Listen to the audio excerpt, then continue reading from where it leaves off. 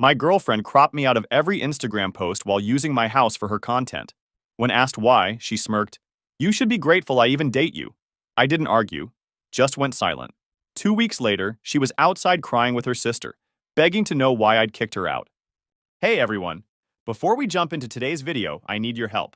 We've noticed the channel is losing some traction, and subscribing is one of the best ways you can support us. It's quick, free, and it helps us keep bringing you awesome content. Your support means the world. Let's keep this channel growing together. Thanks so much.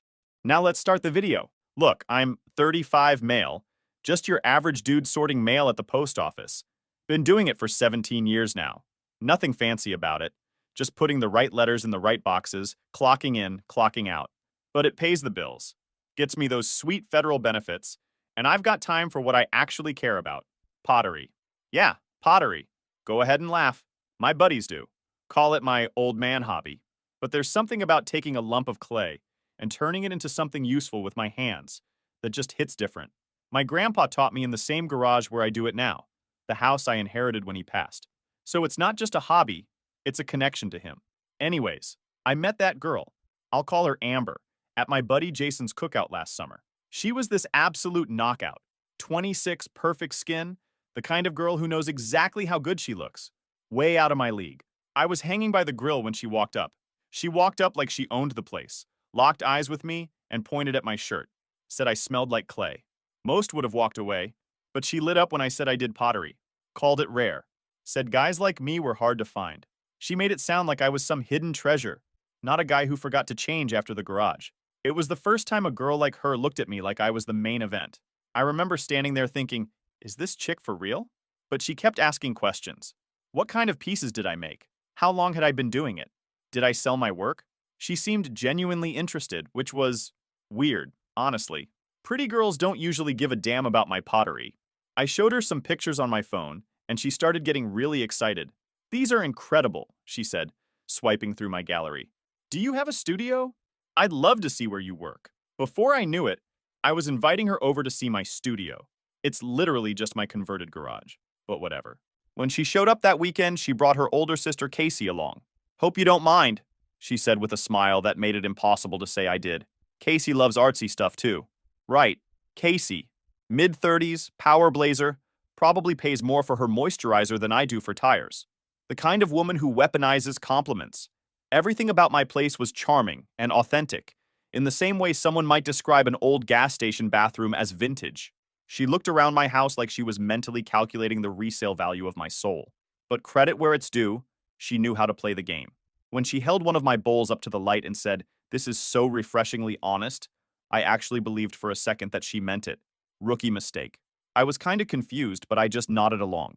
Before I could even process that weird vibe, Amber was all over my garage, taking dozens of pictures of my pottery wheel, my tools, my finished pieces. She asked me to demonstrate, so I sat down and started working a lump of clay. She took more photos, focusing on my hands. "Do you mind if I look around the rest of the house?" she asked while I was working. I'm so curious about the kind of space a creator like you would live in. It was weird that she was documenting everything, but somehow I felt special. Like this gorgeous young woman was genuinely interested in my life. My space? Me. The next day, I saw the photos on her Instagram. Dozens of them. My pottery wheel, my kitchen, my deck, my creek view. But I was completely cropped out. Just my hands visible on the wheel in one shot. Her caption: "Discovering forgotten arts on my solo journey. There's magic in creating something from nothing. Authentic, living, your self-made woman." Solo journey? Self-made woman? I was literally right there, just cut out of frame. I thought it was odd, but what did I know about social media? Got a Facebook account I check like twice a year to see if anyone died or got married, and an Instagram I made to post pics of my pottery that has maybe 15 photos total since 2018. Last time I posted anything was probably that blue vase I was actually proud of like 8 months ago. Got a pathetic 12 likes lol. Social media just isn't my thing. I'd rather actually make stuff than take pictures of it. But I figured maybe she was just being cautious about posting some random dude she barely knew. Smart move for a girl with her follower count. Made sense at the time. Besides, she texted me that night. "Had the best time today. Your energy is so different from guys my age. Can I come by again this week?" I was just happy she wanted to see me again. Pretty dumb, looking back on it. Things moved fast with Amber, like suspiciously fast. Within a month, she was spending several nights a week at my place. By the second month, she had a toothbrush in my bathroom and a drawer in my dresser. Tea actually felt kind of perfect, like real dating. The good kind. The kind where someone sees your quirks and doesn't just tolerate them, but leans in with curiosity. 5 months in, she temporarily moved in because her roommate situation was toxic and stifling her creativity. She said they were jealous of her growing social media presence and were doing petty things to sabotage her content. I just need a safe space for a few weeks, she said. I'll contribute to groceries and utilities, of course. I didn't mind. My house has been paid off for years, inheritance from my grandpa. The place felt kind of empty after my divorce 3 years ago. I forgot to mention that earlier. And having a beautiful young woman around made it feel alive again. Plus, she seemed to genuinely appreciate things about my life that my ex-wife had found boring. My pottery, my simple routine, the quiet of my neighborhood. Those first couple months, she'd cook these elaborate meals for me, take photos of them, for her personal memories, she claimed, and then we'd eat together with no phones in sight. She'd listen to my stories about the post office like they were fascinating war tales. She'd curl up against me on the couch and actually watch the documentaries I liked without checking Instagram every 3 minutes. When I got sick with the flu, she took care of me like Florence Nightingale with better hair. Soup, medicine, cool cloths on my forehead, the works.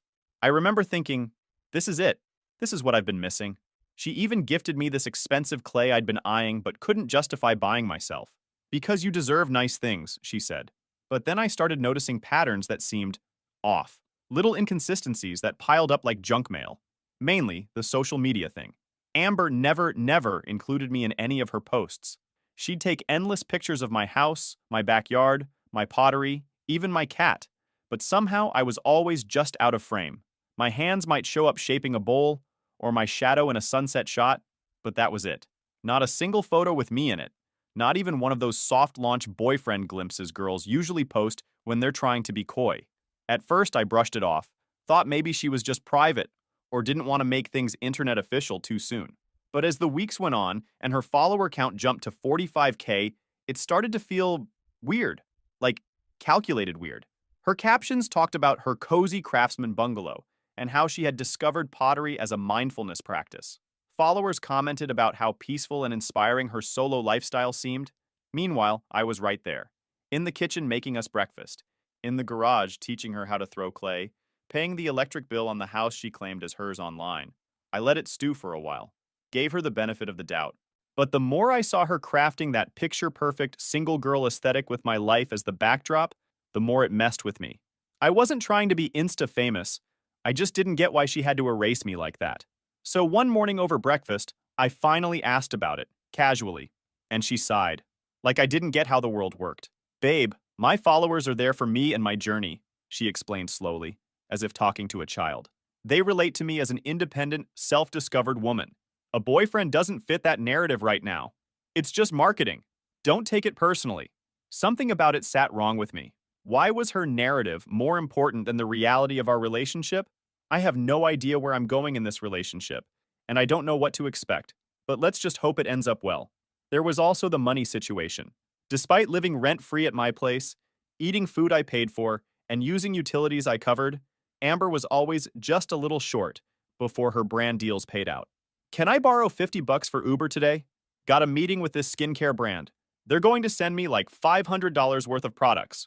Or, hey, can you spot me 70 until Friday? My payment from the resort promotion is delayed.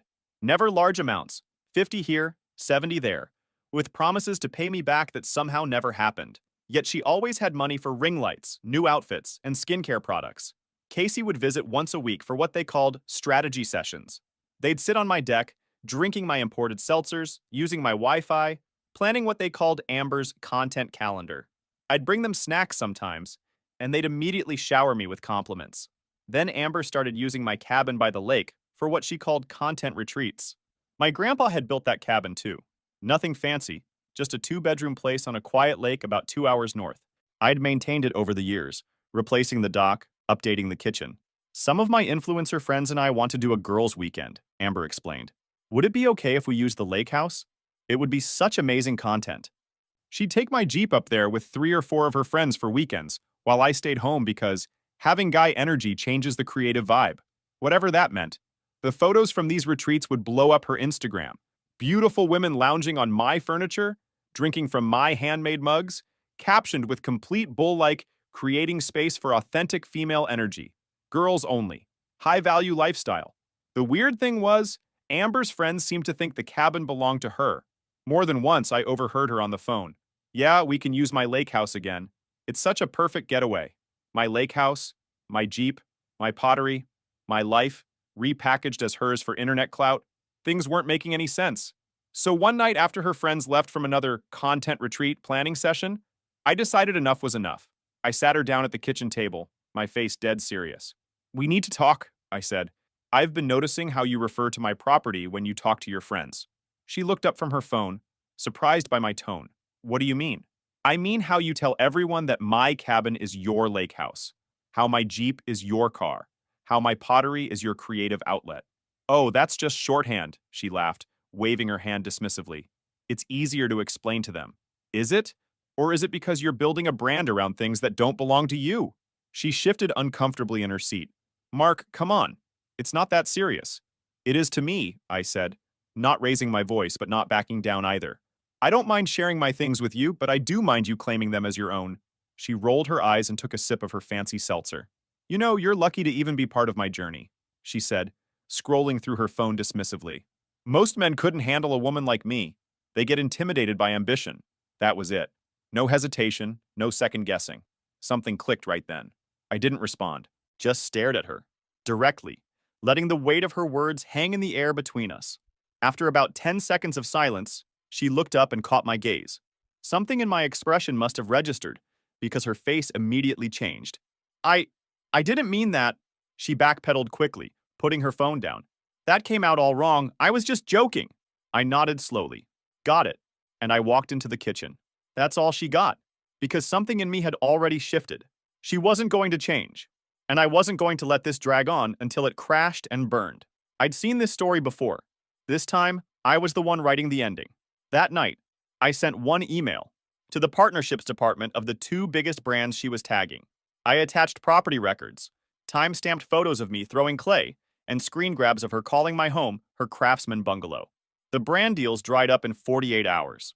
Then I sat on the patio by myself while she filmed herself journaling for a reel. I started thinking, how fast can I remove her from my accounts? Can I change the locks on the cabin without her noticing?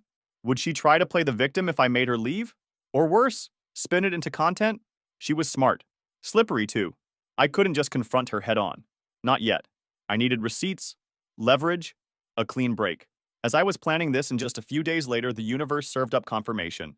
It was a Sunday morning. She was still asleep. I needed to check the time, but my phone was charging across the room.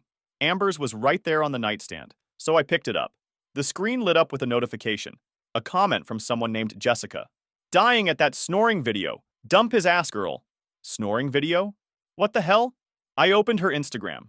There it was. A video of me, asleep, mouth open, snoring. Posted at 2 a.m. Caption. This is what settling looks like. Ladies, boomer energy, upgrade your standards. The comments section was filled with laughing emojis and women tagging their friends. Girl, you need to run! I recognized Casey's username in the comments. Told you to run months ago. My mind started racing. I scrolled through her profile, really looking at it for the first time. It was worse than I thought. She'd been posting polls like, should I leave my clingy guy? With options that clearly described me. Stuck in a dead-end job checkmark. His hobby is literally making pottery. Grandpa energy. Gets weird when I go out with friends, always wanting to know where I am. Her entire brand was built around being a high-value woman who was too good for her current situation. And that situation was me. My home, my things, my life. There were videos where she'd film herself looking bored or irritated while I worked at my pottery wheel, captioned, when he thinks his hobby is a personality trait. Photos of my living room, captioned, making the best of a basic situation while I manifest my dream home. A video tour of my kitchen, which I'd completely renovated myself, with the text, POV, you're dating a guy who thinks renovation means earth tones everywhere. Each post had thousands of likes, hundreds of comments from women telling her she deserved better, that she should upgrade, that she was settling. Something inside me went very, very cold. A pure clarity. I put her phone back exactly where I found it, went to the bathroom, splashed cold water on my face. So, this is what she thinks settling looks like? I thought. I took a deep breath and went back to bed, like I hadn't just watched her burn the bridge from both ends. She had no idea I was already walking away, just quietly, without the need for an audience. Because she took me for granted, I was about to show her what that would cost her. When she woke up and kissed me good morning, I just got up silently and went to the bathroom. When she asked what I wanted to do that day, I stared at her blankly for a moment, then walked to the kitchen without a word. Is something wrong? She called after me. I didn't answer. Made my coffee, sat at the table, read the news on my phone. She came into the kitchen, confusion etched on her face. Mark? Did I do something? I looked at her, then back at my phone. Said nothing. Are you seriously giving me the silent treatment right now? What are you, 12? She laughed nervously. Maybe if more guys didn't cave the second a pretty face cried, she wouldn't have thought silence meant submission. I wasn't punishing her. I was done. I sipped my coffee. Let the silence grow between us like an invisible wall. That day began what I now call the ghosting. I was physically present but completely unreachable. I didn't yell, didn't argue, didn't explain. Just stopped participating in our relationship while still occupying the same space. When she asked direct questions that required answers, I gave her single words. Yes, no, maybe, nothing more. I watched her cycle through confusion, frustration, anger, bargaining. She tried everything, cooking my favorite meals, initiating sex, picking fights, crying dramatically. None of it broke through the ice wall I'd built between us. Meanwhile, I was gathering intelligence. With her suddenly desperate to reconnect, she became careless. Left her laptop open, her phone unlocked. That's when I discovered the truth was even worse than I'd suspected. In her messages, I found dozens of exchanges with her sister. I scrolled back through the messages, and there it was, plain as day. Casey laying out the blueprint like I was some kind of brand-building starter pack. He's perfect for building your brand, Casey had written shortly after we met. Stable guy with a beautiful house, artistic hobby, and no social media presence. You can literally create any narrative you want and he'll never know. And she wasn't just throwing out ideas. She was calling the shots behind the scenes, step by step. Don't post about him yet. Your followers see you as independent. Men reduce engagement. She knew exactly how to play this game. And I was the pawn they thought couldn't see the board. The messages, all of them were like, start borrowing his pottery for photo shoots. People eat up that handmade aesthetic. You should move in with him. Think of the content you could create with daily access to that house. Ask him to use the cabin for a girls' weekend. Those lake views will get incredible engagement. The worst thing was seeing how Amber wavered sometimes, expressing rare moments of guilt. I don't know Casey. He's actually really sweet. Maybe I should just be honest about our relationship? Casey's response was immediate. Are you insane? Your engagement drops 30% when you mention relationships. Keep him behind the scenes where he belongs. You can always find another guy with a nice house. You can't replace 45,000 followers that easily. I was never a boyfriend to her. I was a content resource, a backdrop, a prop for her brand. And her sister was the one pushing her to exploit me at every turn, coaching her on how to maximize what she could extract from our relationship. I copied everything, archived it all, then continued my silent presence. At night, I'd sleep on the couch without explanation. During the day, I'd go to work, come home, make my own dinner, work on my pottery, all without acknowledging her beyond the absolute minimum required for coexistence. Why won't you talk to me?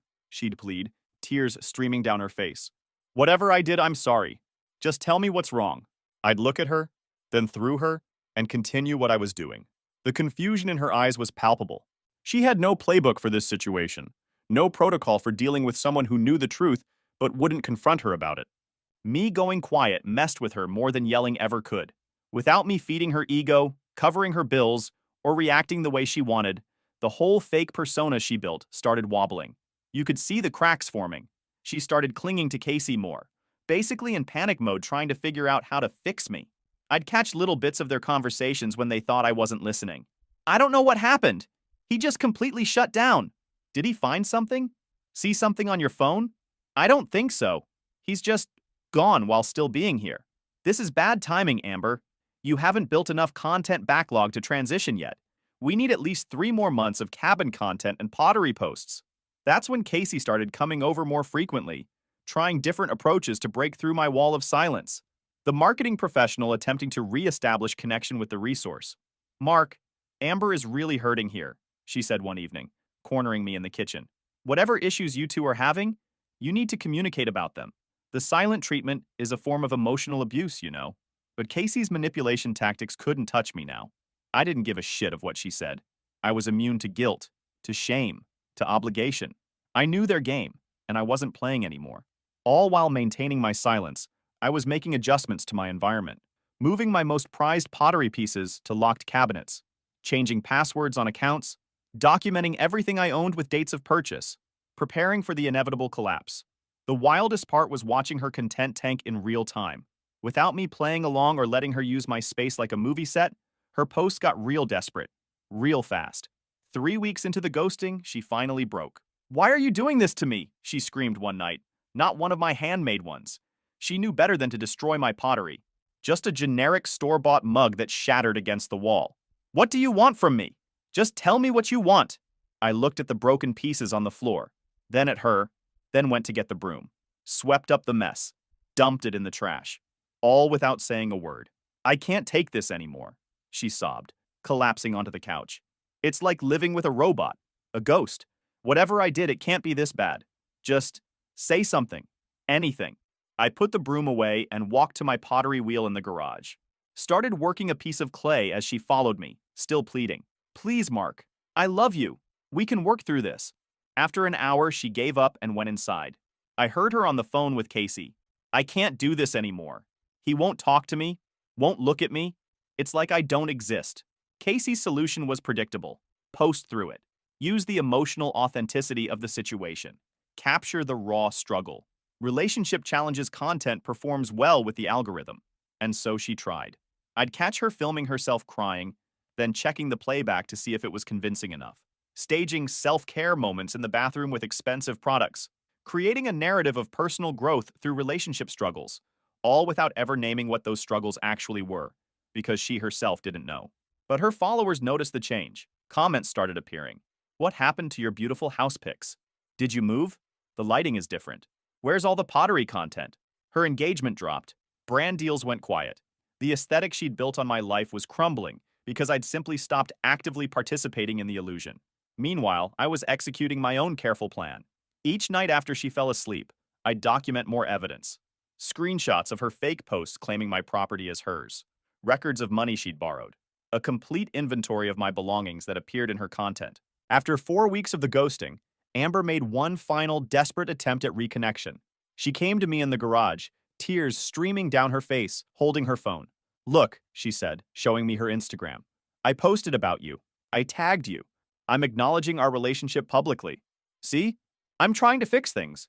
The post showed her holding one of my pottery pieces. Caption reading, "So grateful for my talented partner who creates such beautiful work. Learning that authentic relationships matter more than curated content. Growth, Jacques, transparency." I just continued working the clay. "What more do you want from me?" she screamed, throwing her phone onto the workbench. "I've apologized for whatever I did. I've included you in my content. What else can I possibly do?" I stopped the wheel, looked directly at her for what felt like the first time in weeks. "Leave," I said quietly. Just that one word after a month of silence. Her face went through a kaleidoscope of emotions, then dawning horror as she realized what I meant. "What? Leave. You have 3 days to get out," I repeated. "By the end of the week." "You're kicking me out? Just like that? Without even telling me why?" I returned to my wheel without another word. The conversation, such as it was over. That night, she called Casey in a panic. I listened from the hallway as they argued. "He's throwing me out. After weeks of silence, he just tells me to leave with no explanation." "This ruins everything," Casey said. "We were just starting to get good traction with brands. That sponsored post with the pottery mugs was going to pay $1,000. "I don't care about the freaking sponsored posts," Amber shouted. "I'm about to be homeless." "Don't be dramatic. You can stay with me until we figure something out. But you need to secure as much usable content as possible before you leave. Get shots of everything. The cabin, the Jeep, all the pottery you can. We'll frame this as a new chapter narrative." I smiled to myself in the darkness of the hallway. They still didn't understand that I'd been one step ahead of them for weeks. The next day, Amber oscillated between rage, bargaining, and forced cheerfulness. She'd scream at me one moment, offer sexual favors the next, then pretend everything was fine while secretly photographing my home for her content bank. I maintained my silence, watched her pack her things, noticed her slipping small pieces of my pottery into her bags when she thought I wasn't looking. On her final day, I came home from work to find her and Casey loading the last of her things into Casey's SUV. I walked past them into the house without acknowledgement. Seriously? Amber called after me. Not even a goodbye? I closed the door behind me. Through the window, I watched them argue in the driveway. Casey gesturing angrily toward the house, Amber crying. Finally, they got into the car and drove away. That night, I changed the locks, changed all my passwords, blocked both of them on every platform and device, put all the remaining pottery that Amber had appeared with in her posts into storage. With them gone, the house felt quiet in a way that actually felt good for once. I could breathe again. I got back to my wheel, started waking up with purpose again, even started sleeping better. Not just physically, but mentally. Like the weight I didn't know I was carrying finally dropped off my shoulders. And honestly, I thought it'd take longer for her little influencer empire to crash. But nope, thing fell apart faster than I expected. Without access to my house, my cabin, my Jeep, and my pottery, her content suffered immediately. Her posts became sporadic and low quality. Selfies in what was clearly Casey's apartment, generic coffee shop shots, and increasingly desperate motivational quotes. A week after she left, the questions started. Her followers noticed the sudden change in aesthetics. What happened to your beautiful house? Did you move? Amber deleted these comments, but they kept coming. I watched from a distance, sipping my coffee, as she tried to explain away the changes. Vague posts about new beginnings and evolution of my brand. But her engagement numbers plummeted. The aspirational lifestyle content that had built her following was gone, replaced by the reality of a woman who actually owned very little of what she'd claimed was hers. Through mutual friends, I heard that the sisters were fighting constantly. Casey blamed Amber for mismanaging the asset. That would be me. Amber blamed Casey for pushing her into increasingly risky misrepresentations online. About 2 weeks after Amber moved out, Casey went full crisis PR mode on her professional account. She dropped this long-winded statement like she was some kind of ethical guru blindsided by scandal. As someone committed to authentic marketing? Yeah, I actually laughed out loud at that part. She said she had no idea Amber was faking her lifestyle. Claimed the house, the Jeep, the pottery studio, none of it was Amber's, duh, and that she just couldn't support deception. Said it didn't align with the values of authentic living media. Real noble stuff. She even added screenshots of Amber's fakest posts next to property records, showing my name. Like she was doing the world a favor outing her own sister. The audacity was almost impressive. Casey, who basically designed the playbook Amber used to suck the life out of me, was now acting like she'd just discovered fire. She coached every move, every lie. And now that the influencer fantasy was burning down, she threw Amber under the bus and acted like she didn't hand her the matches. Honestly, I should have sent her a thank you card for the entertainment. Amber's response was nuclear. She posted their entire message history, including all the advice Casey had given her about how to use me and my possessions for content. Screenshots of Casey telling her to hide our relationship, to pretend my property was hers, to farm my pottery for her brand deals. She exposed how Casey had been the driving force behind every deception, coaching her on exactly how to exploit me for maximum engagement.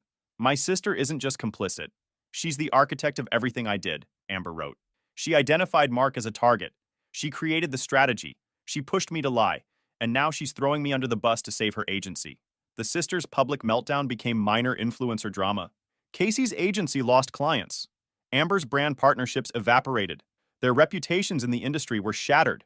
And I watched it all unfold without engaging, without commenting, without giving either of them the satisfaction of my attention, just as I had done in the final weeks of our relationship.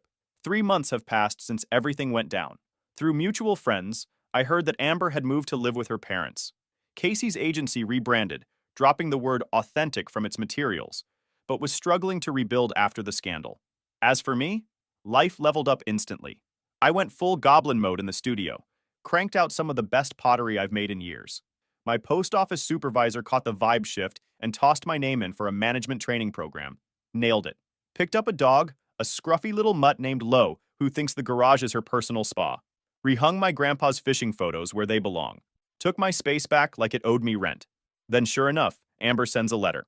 Pages of apology, blaming Casey for convincing her to monetize our relationship, because nothing says love like brand deals, and saying she actually did care. She even tucked in a $10,000 check for expenses and emotional damages. I shredded it and sent it back with a sticky note. My silence isn't for sale, but nice try. She basically asked if we could just go back to how things were. I told her we never existed outside her Instagram filter, and filters fade fast. Honestly, you don't realize how loud the noise is until you finally hit mute. Amber and Casey wanted followers, freebies, and a fake life that looked good on Instagram. Cool, they can have it. Me? I just wanted to make pots, vibe with my dog, and not be emotionally gaslit by a discount influencer duo. Took the long way around, but I landed exactly where I was supposed to be. She once said my pottery wasn't a personality. She was right. It was a boundary. And now it was her line she couldn't cross. And hey, if karma ever needs someone to throw the next punch, my wheel's open.